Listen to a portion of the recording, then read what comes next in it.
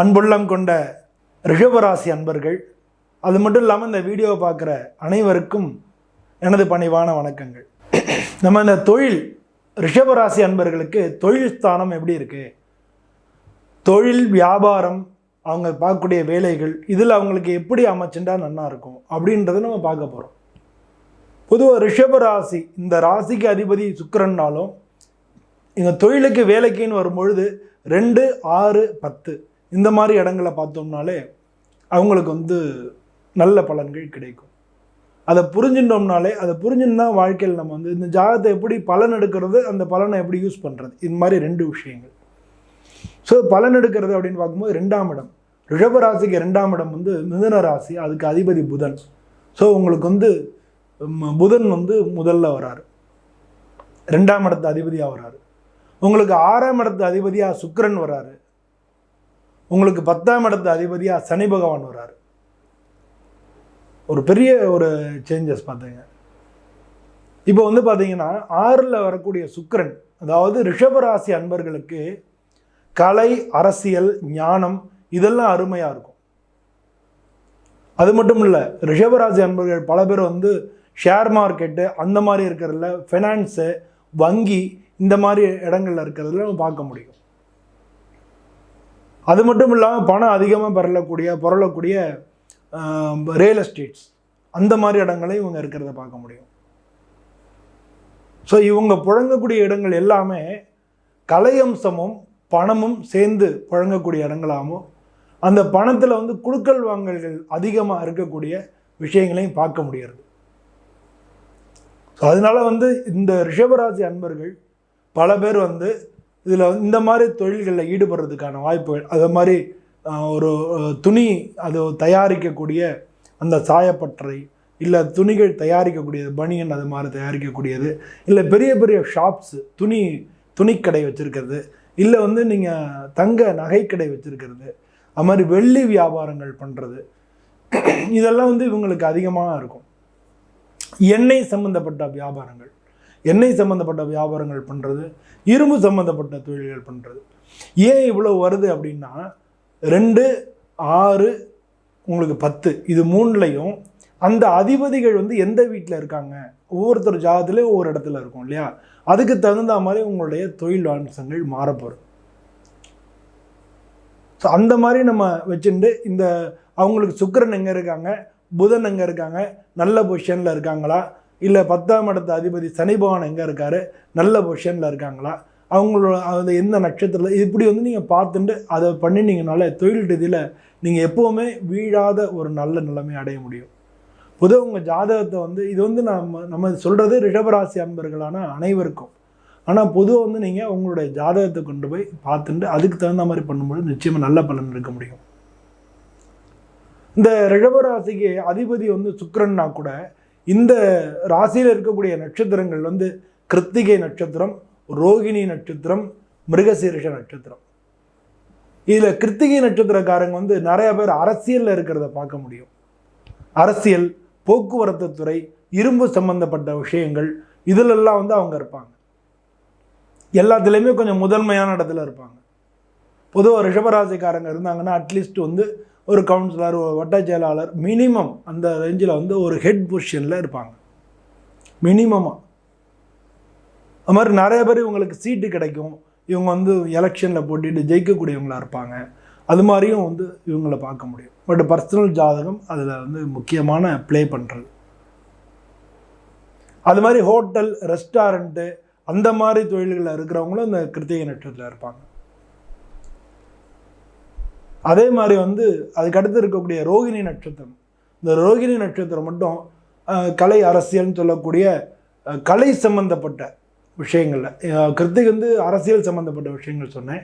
இந்த ரோகிணி நட்சத்திரம் பெரும்பாலானோர் கலை, அரசியல் சம்மந்தப்பட்ட சினிமா, மீடியா இந்த மாதிரியான விஷயங்களில் கான்சன்ட்ரேட் பண்ணுறவங்களாக இருப்பாங்க. அது மட்டும் இல்லாமல் பால் சம்மந்தப்பட்ட பொருட்கள், விவசாயம் சம்மந்தப்பட்ட பொருட்கள் இதெல்லாம் செய்கிறதோ, இல்லை இவங்க சாதாரணமாக அவங்க ரோகிணி நட்சத்திரம் இருந்தாங்கன்னா அவங்க உரக்கடை வைக்கிறது அந்த மாதிரி கூட அவங்க பிஸ்னஸ் பண்ணுறதுக்கான வாய்ப்புகள் நிறையா இருக்குது. கெமிக்கல் சம்மந்தப்பட்டது, எண்ணெய் கடை வச்சுருக்கிறது, இல்லை எண்ணெய் மில்லு வச்சுருக்கிறது, இந்த மாதிரியான விஷயங்கள நிறைய பேர் இருப்பாங்க.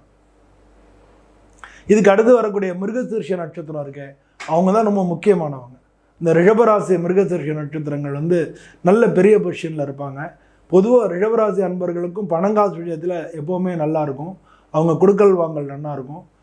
ஒரு சில சமயங்களில் கிளிட்ஸ் வரத்தான் செய்யும். கொடுக்கல் வாங்கலில் வந்து ஒரு டைம் நல்லா போகும், ஒரு டயத்தில் வந்து கொஞ்சம் வராமல் தான் இருக்கும். அதெல்லாம் வந்து அதாவது எல்லாருக்கும் இருக்கக்கூடிய இயல்பான விஷயங்கள். அது ஒரு இப்போ வராமல் இருக்கிறது ஒரு காலகட்டத்தில் வந்துடும் இல்லையா, அந்த மாதிரி இயல்பான விஷயங்கள் தான் இந்த ரிஷபராசி அன்பர்களுக்கு. அதனால் வசதியாக பொதுவாக ரிஷபராசி அன்பர் சின்ன வயசில் கஷ்டப்படுவாங்க. அவங்க பார்த்திங்கன்னா ஒரு 25 வயசுக்கெல்லாம் வந்து நல்லா சம்பாதிக்க ஒரு பணங்கள் புழங்கக்கூடிய இடத்துக்கு போயிடுவாங்க. 30-35 வயசுக்கெல்லாம் வந்து நல்லா ஆகிடுவாங்க. 35 வயசுக்கெல்லாம் நல்ல பொசிஷன் வந்துடுவாங்க. இள வயசுலேயே வீடு வாங்குறது, வாகனம் வாங்குறது, இதெல்லாம் வந்து இவங்களுக்கு அமையக்கூடிய வாய்ப்புகள் நிறையா இருக்குது. இருந்தபோல பிற்காலத்தில் வந்து ஒரு சில சோதனைகளை அவங்க சந்திக்கிறதுக்கும் காரணங்கள் இருக்குது. ஏன்னா அது மட்டும் இல்லை, சனி தசை உங்களுக்கு பின்னால் வரும்போது கரெக்டான டயத்தில் வரும். 19 வருஷம் சூப்பராக இருக்கும். ஸோ தொழில் ரீதியாக வந்து பல வகைகளில் வந்து முன்னேறக்கூடிய ஒரு ராசியாக வந்து ரிஷபராசி அன்பர்கள் இருக்காங்க.